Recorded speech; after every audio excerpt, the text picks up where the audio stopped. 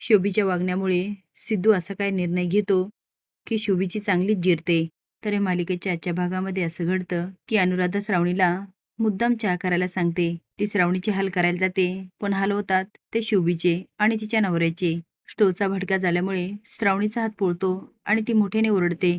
तिचा आवाज आल्यामुळे शुभू म्हणतो श्रावणी आणि पळतच येतो. तिचा हात पकडत म्हणतो, कसं काय भाजलं? शोभी दातकात म्हणते, आमचा भाऊ बायकोचा बैल कसा झाला बघताय ना व? तिचा नवरा म्हणतो, बघतोय बघतोय. अनुराधा म्हणते, झाले या पुरीचे नाटकं सुरू. काय गे, तुला साधा चहा करता येत नाही आणि चालली संसार करायला. शुभ म्हणतो, श्रावणी हे तुझ्याशी लई वाईट वागणार, कारण यांच्या मनामध्ये तुझ्याबद्दल द्वेष भरलाय. चल आता इथे 1 मिनिट पण थांबायचं नाही, आम्ही निघतो आत्ताच्या आत्ता. तो श्रावणीचा हात पकडतो आणि जायला लागतो, पण श्रावणी मात्र शांत उभी असते. आता शुभूचा हात ओढला जातो आणि तो मागे बघतो, तर श्रावणी त्याच्याकडे बघत असते. शुभ म्हणतो, श्रावणी चल.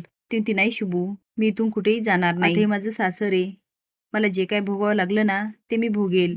अरे मला तर साधा चहा पण करता येत नाही आणि आपल्या सुनेला चहा करता यावा एवढी साधी अपेक्षा आहे त्यांची, मी ती पूर्ण करू शकले नाही तर मग काय. शुभ म्हणतो, श्रावणी अगं पण ती नाही शुभू, मी काकूंना शब्द दिला आणि घरात प्रवेश केला, आता मला स्वतःला प्रूफ करावंच लागणार. अनुराधा म्हणते, ही कसली जाती बॅद, हिला आपल्या घरात शिरायचंच होतं, बळजबरीने शिरली. आता बघूया ना किती दिवस टिकते ते. घरामध्ये झोपायला शुभ आणि श्रावणीला काय जागा नसते. शुभ आता अंगणामध्ये अंथरून टाकतो आणि म्हणतो, चल श्रावणी. आता त्या अंथरुणावर दोघंही बसलेले असतात. शुभ म्हणतो, श्रावणी आपल्या लग्नानंतरची ही पहिली रात्र. माझ्या परिस्थितीसमोर मी एवढा हतबल झालो की मी माझ्या बायकोला झोपायला एक साधं घर पण नाही देऊ शकलो ग. श्रावणी म्हणते, मला तुझ्याकडनं काहीच नकोय, मला तुझ्याकडनं एक वचन हवंय. ती पुढे हात करते. शुभू तिच्या हातावर हात ठेवतो. श्रावणी म्हणते, जोपर्यंत आपले दोन्ही कुटुंब एकत्र येणार नाही तोपर्यंत आपण दोघं नवरा बायकोसारखं राहणार नाही. आपण फक्त जवळचे मित्र म्हणूनच एकमेकांसोबत राहू.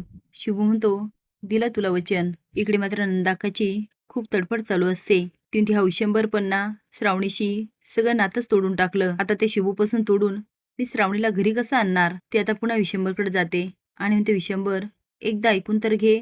अरे आपल्या श्रावणीला अशा घरात राहायची सवय नाही रे. मी बघितले ना ते शुभूचं घर, खूप वाईट आहे. अरे पोरगी चुकलीये म्हणून आपण तिला माफच नाही करायचं का. विशंभर म्हणतो, बास नंदाक्का, आता माझ्या पुढे त्या पुरीचं नावही घ्यायचं नाही. आता एकाच लक्षात ठेवायचं, मला कुठलीही मुलगी नव्हती. अर्पिता नवऱ्याला म्हणते, आता काय करायचं हो? भैयासाहेब तर खूप चिडलेत, तुम्ही त्यांना समजवा ना.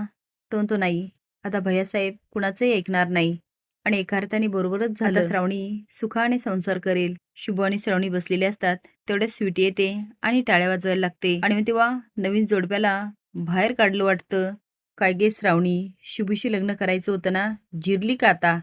तुम्हाला काय वाटलं एकदा लग्न तर होऊ द्या, सुखाने संसार करू. पण नाही, मी तुम्हाला दोघांना कधी सुखाने संसार करू देणार नाही. शुभू तू माझ्याशी पंगा घेतलाय, मी आता तुझ्या बहिणीची हालत कशी करते तू बघच.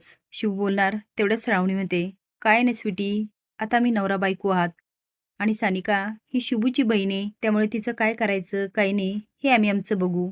तू नको तोंड घालू. बरं आता निघ, आमची पहिली रात्र आहे ना, आम्हाला डिस्टर्ब नको करू. आता मात्र स्वीटीचा खूप जळफळाट होतो, ती हातपाय आदळत निघून जाते.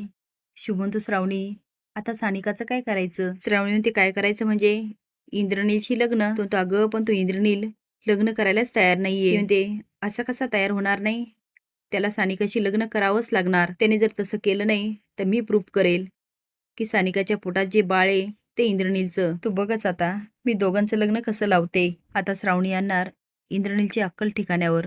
असेच नवीन अपडेट जाण्यासाठी लाईक आणि सबस्क्राईब करा. धन्यवाद.